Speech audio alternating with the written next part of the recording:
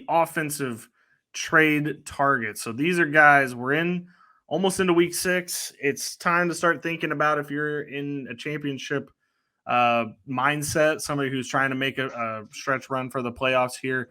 Who are people that you should be targeting right now to potentially make your team set up best for that kind of run? I will go first. And my first target is James Conner. And I know what you're saying to yourself, but he's on the IR. He's hurt. And I get that. I'm here to tell you that whoever has him is probably willing to deal him pretty cheap, because most people I've seen that have James Conner are people that went wide receiver heavy at the top and then got James Conner as kind of a, no RB strat kind of guy. They're probably willing to deal him not cheap, but like decently cheap. And you might be able to give up pieces that you're not normally, probably not going to use throughout the stretch. James Conner, when he comes back, is going to get 100% of the work. You don't have to worry about any of these guys that are going to be filling in for him actually causing you any problems. And for that reason, I think James Conner is a trade target. I know he's old, but for this backstretch of the season, you're going to be able to, especially if Kyler comes back, you're going to be able to use him and get a lot of points out of him. That's all we're trying to do here.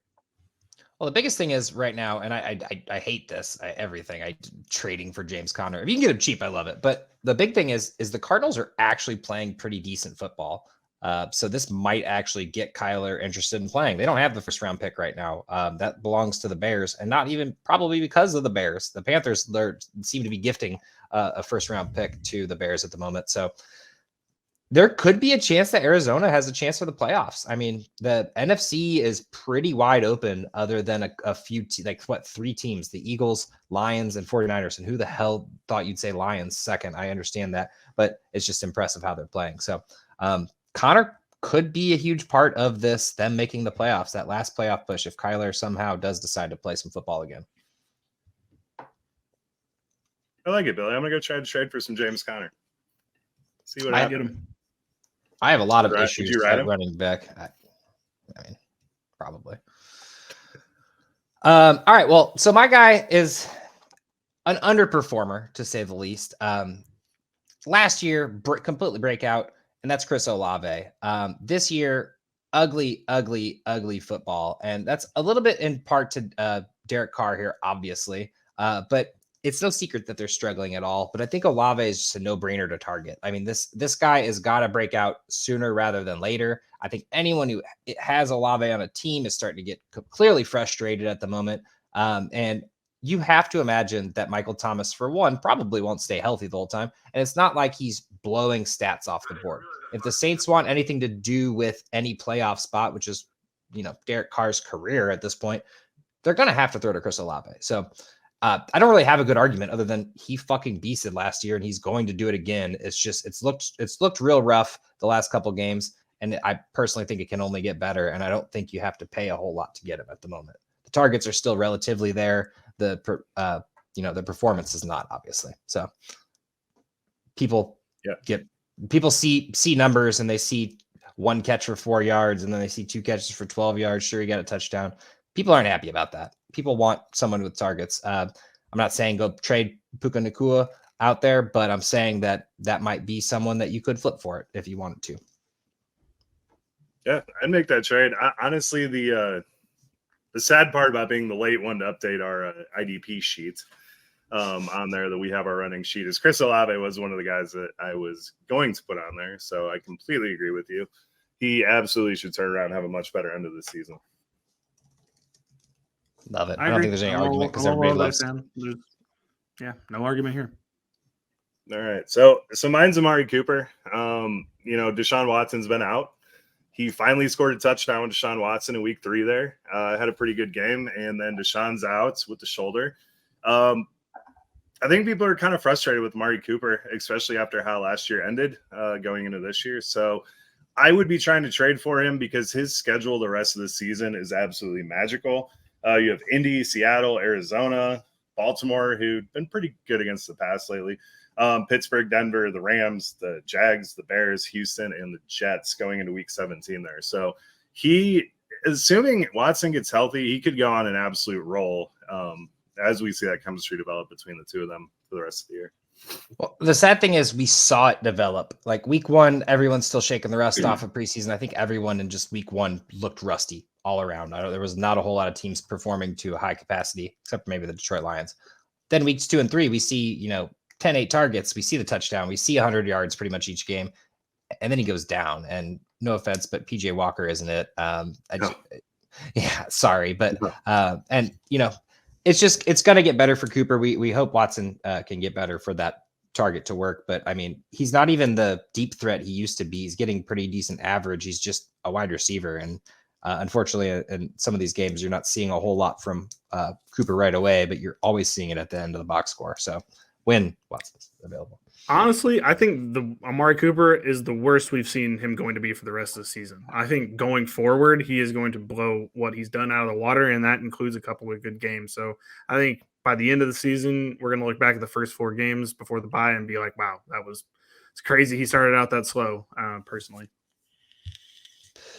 I mean, Amari Cooper's always been that boomer bust guy anyway, as it is. So it's like, if you drafted Amari Cooper, you knew that this was always a possibility anyway. And seeing, 15, 20 points is always happy. But the twos, you never like those weeks. So very true. All right. I'll quickly get through my next one, and that is Ramondre Stevenson. Look, this season has been rough for the Patriots. This offense is not what we were promised, not what we thought. The Patriots may very well have the first overall pick in the draft. And so that is why it makes sense that maybe the Patriots might move on from Ramondre Stevenson. There is a chance out there, folks. I was listening to the Bill Simmons podcast. He was hypothesizing that why would the Patriots keep Ramondre? They clearly don't want to use him fully. They had Zeke take all the snaps in one game. There's clearly some kind of rift there. Why not deal Ramondre out to another team that's interested? He's not an inexpensive contract. He's still a good player. It's just this team's not very good. So why not try to accrue as much draft capital as you possibly can, trade out Ramondre, keep Zeke, and just roll into next season on the tank mode for Caleb, but deal Ramondre out to a contender, which would only make his value go skyrocketing. So I suggest trying to move for him now while somebody's down for him, because if he ends up on a good team, he might actually be worth quite a bit come playoff time. Yeah, I mean, I don't personally think they're going to trade Stevenson this year at the very least, but at the very least, what you saw in week 1 could be a way better possibility if they just use their brains. Mac Jones isn't throwing the ball well. Let's throw the ball to Stevenson, who's a very good pass catching running back, and actually see it. Last week was a complete loss just in general. They went down real quick and real out. Zeke, on the other hand, didn't do anything either. They had about the same. It was literally 50% split, as you see on the screen if you're watching via YouTube. But Stevenson's gonna have a better year even this year, personally. But yeah, in the future, this guy has untapped potential, not only because he's from Oklahoma. Shocker, Billy picked an Oklahoma boy again. Yeah, the usage on Ramondre is very concerning on there, but I was kind of talking about this last week too. Their schedule lightens up a lot. I feel like a lot of this, they played Philly week 1, the Jets week 3, Dallas week 4, and New Orleans week 5. So they've kind of run through the gamut of defenses there. So we assume something will start happening on this team, and their schedule going the rest of the year is pretty good. But then you get into the playoffs to get KC and Denver. If you can have Denver in your championship game against your running back, take that all day. So it's definitely a move you want to look to make if you're contending. Absolutely. And my second and last is I would never have chose to Browns if we had the choice, but Joe, once again, doesn't update anything. It's Jerome Ford. Look, the man already had the workload when Chubb was there. They would not give Chubb a full workload, and unfortunately, he still got injured. But now Jerome Ford is just the perfect trade target at the exact moment right now.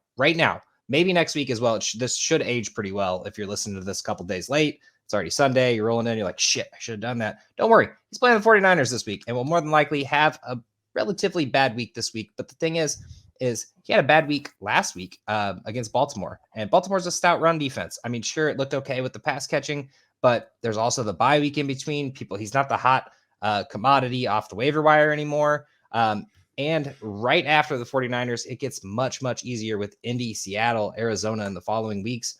Sure, you're going to see Hunt out there. There's going to be a split. Hunt's work, and that might be the argument you use. Hunt just got back to the team. He's got to relearn the playbook. It changed a little bit. It didn't. It's the same playbook. Hunt knows exactly what he's going to do, and Jerome Ford is going to do exactly what he did in weeks 2 and 3. And whether that's through the air, and this is against the Tennessee Titans, they played some tough teams right now.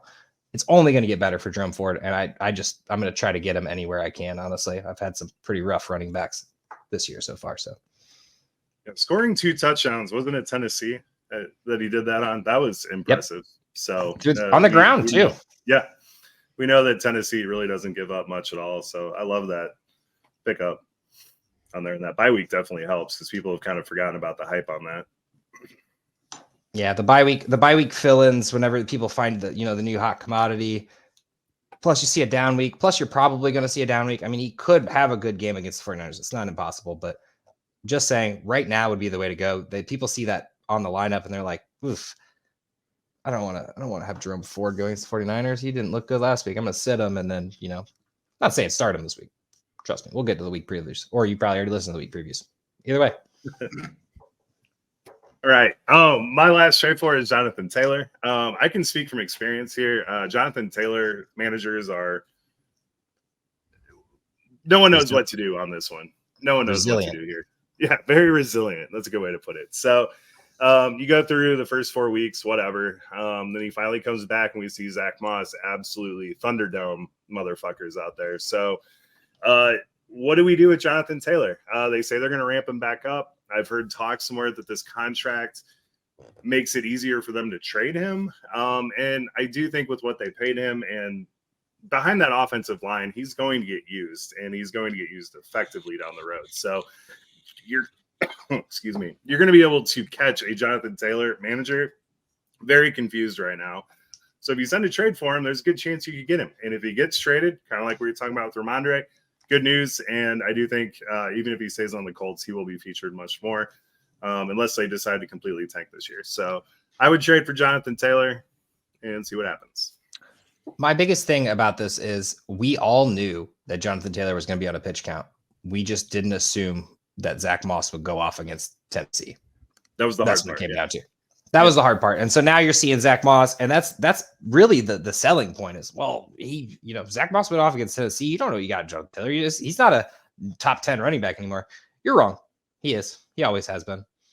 I want to know if Jim Irsay was running through the Colts stadium just with whiteout trying to get to that contract with Jonathan Taylor after he saw Zach Moss do that. He's like, we could fix this. We got